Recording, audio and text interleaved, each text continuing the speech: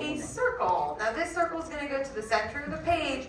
You want to make lots of circles so that she can expand, and you want some options to choose from. Just make sure you're keeping this very light, and I would go through and add a bunch of circles, as many as you want, but again, we want some options. From here, we're going to add what we call construction lines or guidelines, and these are going to help us find all of her facial features throughout the rest of the drawing, including this vertical line going right down the center and a horizontal line going down the middle as well. Like we're cutting a pizza, but you know very well you're just going to eat the entire thing. You might as well just not cut the whole thing, right? So we're just going to cut 4 slices. There you go. Perfect. We're then going to go through and we're going to start to build up some more specifics, because truly this doesn't look like sadness. It might be like one of the memory balls, right? Like a core memory. It could be that. But we're going to start to give her scarf, just a little bit of detail to make her look less like a floating head. We're going to add some C curves that go about halfway up the sides here on the bottom. We're going to bring these down, and we're going to connect those with a big U in the middle. So it should look like we just made a snow globe. And to make this look more like a scarf, we're going to add fabric lines, which really just means that we're changing this C curve into 2 C curves on the sides. And this scarf is actually the first part of our drawing that's not going to change. It's going to remain permanent, so we're going to push down on our pencil and darken in these lines. Now, really what that means is that as I darken in my lines, all of the light lines can start to disappear, and only your favorite lines will be standing out from here on out. So if you didn't like something like that circle, you can leave it light and it'll disappear entirely, while just this scarf is starting to stand out on my drawing. So this really helps you pick and choose what you want to keep.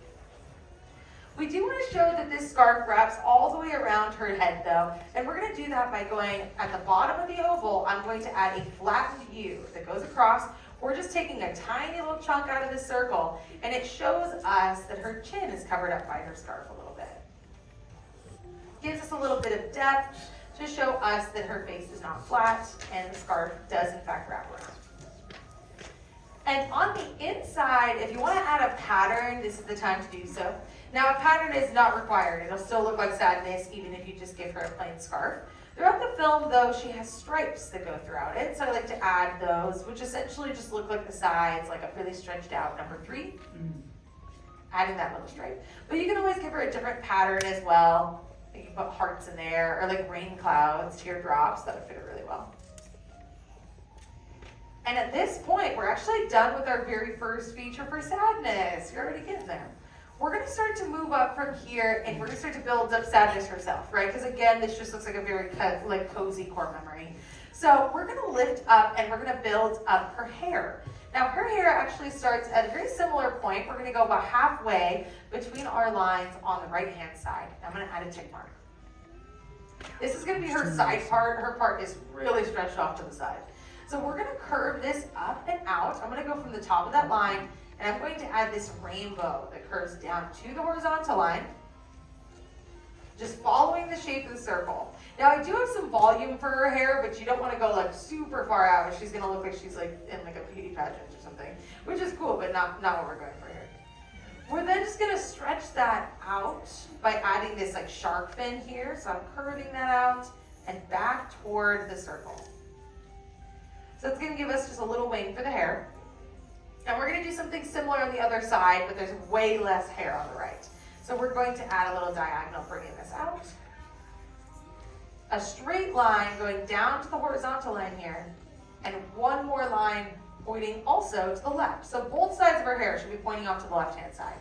And this is going to give her that like basic haircut. If I'm being honest though, if we leave it like this, she's going to look like a Lego figure where her hair is just very still, very unset. So we're going to start to add some shark fins, individual strands. Now she has a lot of hair on her head, so we're going to simplify this a lot by adding just a few shark fins here at the bottom. And it's going to make it look like she does have hair, so it makes it look less like a Lego figure.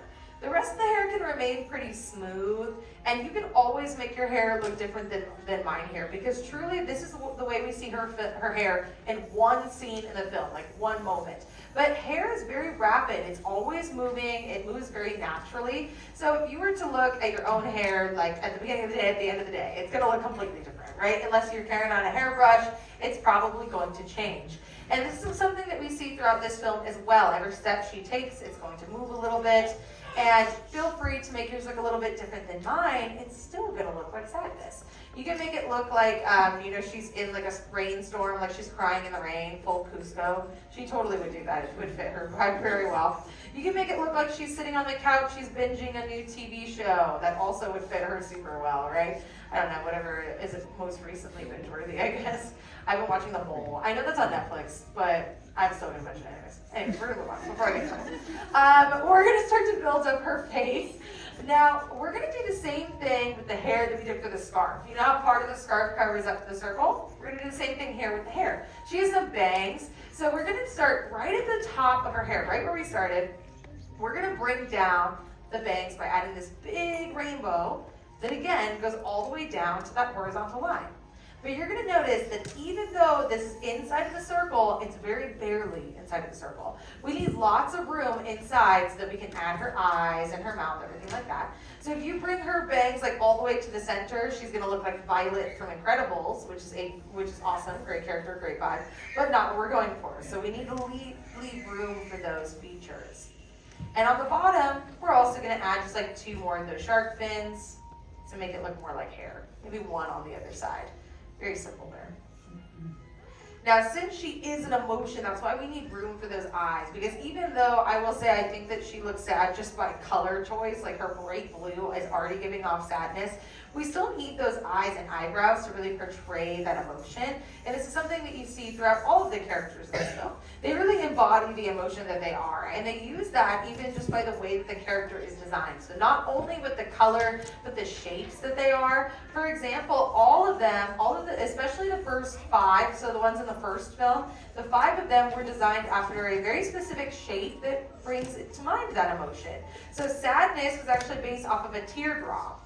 You know, that fits super well. And anger was actually thought of to be like a brick in like a fireplace, just like a big log maybe. He's just always on fire, right?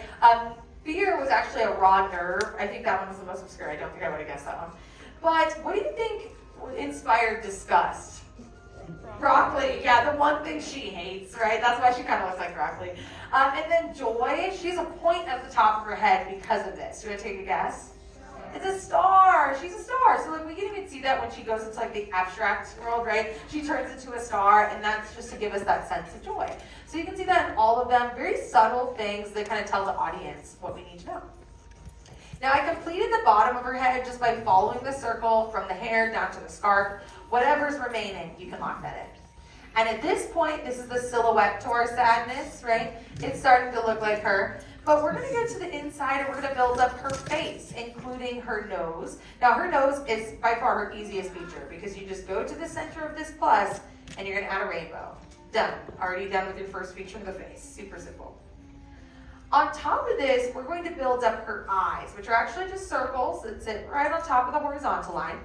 And you want to make sure that these are pretty close together. There's definitely a gap in the middle, but you're going to notice there's a lot more room on the sides.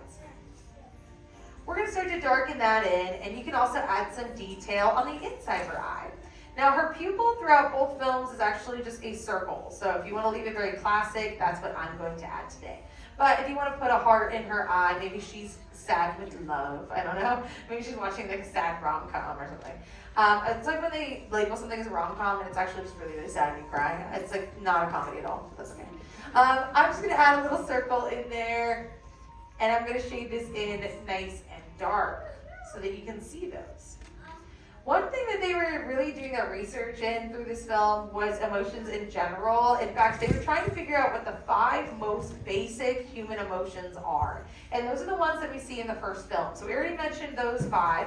And I'm not going to talk much about the sequel because it is very, very new, and I'm assuming at least one person here has not seen it. But out of pure curiosity, how many people have seen the film?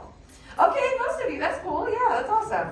I'm going to tell you a very, very basic minimal. It's not going to be a spoiler. We're going to talk trailer level for the second film.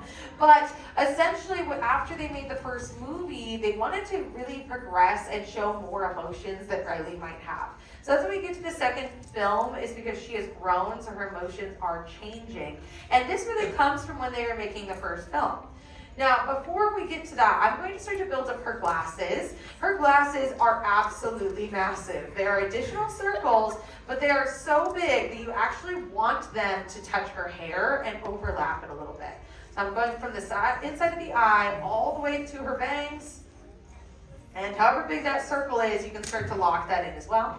I do think the bigger circles can be a challenge to lock in, so you're just going to take it one section at a time. Find the rainbow on the top, C curve on the side, and feel free to move around your board. It might help you find the circle just a little bit easier, because I do think it can be a pretty challenging shape. Because when they were making the first movie, before they singled out the 5 most basic emotions, they were actually trying to settle between 27 different emotions. So the original version of this movie included 27 different people running around in Riley's head, which sounds chaotic, and it sounds like my brain at all times. But they really thought that that was too much, especially for this like preteen, and it was becoming too much. So they decided to narrow it down to those 5. So the ones that we see in the sequel are the emotions that they actually cut from the first film, including a character, Anxiety. But in the very beginning, she was actually called Shame. But they realized that shame's not really an emotion, so they switched it over, and that's what became Anxiety. Now, I added a little bridge in the middle of the glasses, just a straight line in the center. And from here, we only need 2 more things for our sadness. If these 2 really push that emotion, because even though the eyes can help, what do we need above the eyes?